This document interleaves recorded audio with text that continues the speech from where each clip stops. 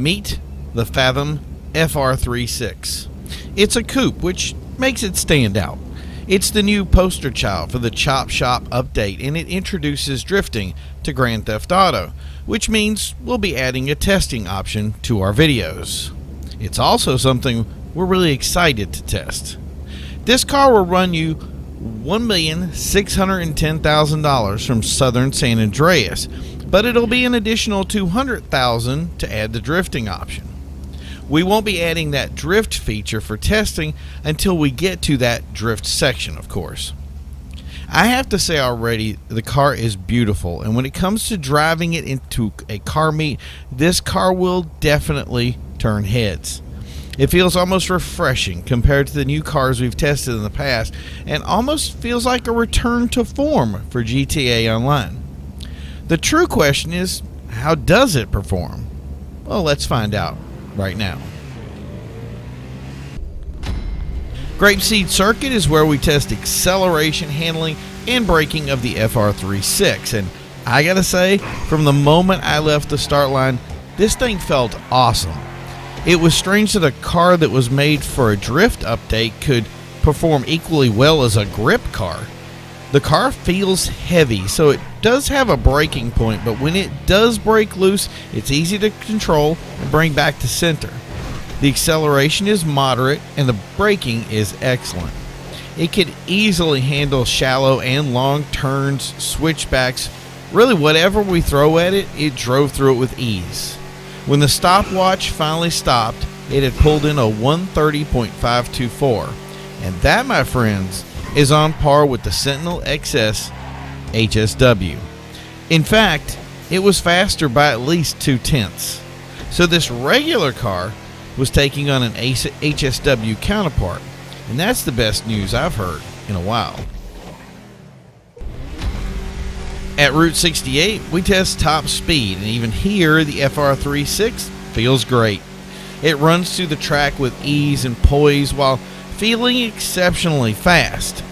It pulled in a 155.850, which is unfortunately 10 seconds slower than the HSW Sentinel XS, but 5 seconds ahead of the Windsor, making it the new fastest non-HSW car, which is pretty impressive.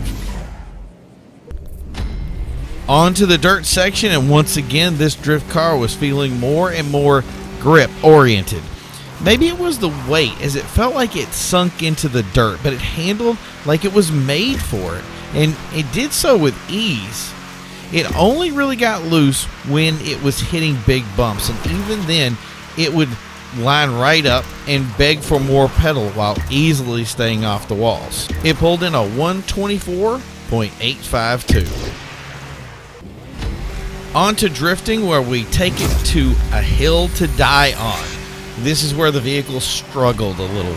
The heavy vehicle in some cases didn't want to rotate, and when it did, it sometimes felt like it wanted to turn too fast or potentially too far. I got into trouble a couple of times trying to reel it in.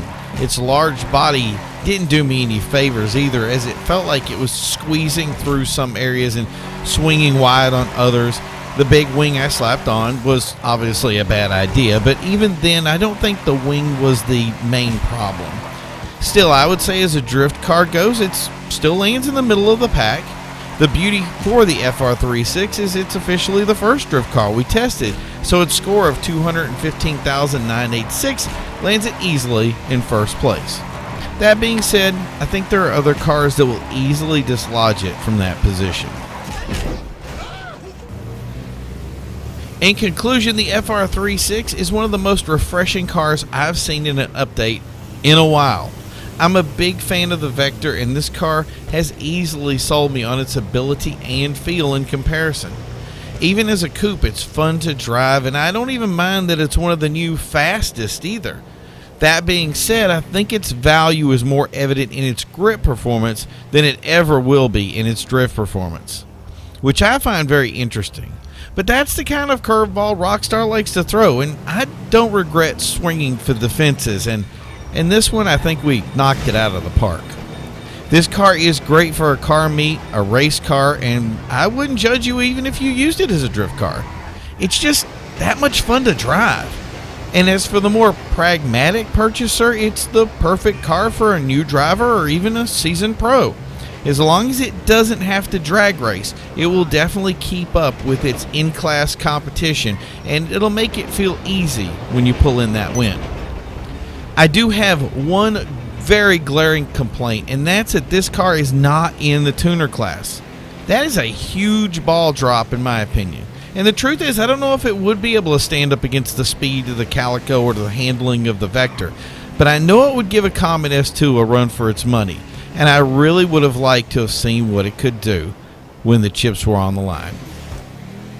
Regardless, the FR36 is an award-winning score for those in the tuner community, and a car that will easily be one of my favorites in the entire game, and not just because of its versatility or its winning race times, but just because it's a car I would happily drive just to say I did. Thank you guys for tuning in. I hope you love the new drifting as much as I do. I'm looking forward to testing all these cars for their drifting prowess and give a dedicated video as well as a general testing video for some of the other cars in the drift class, especially one in particular, but I'll leave that surprise for later.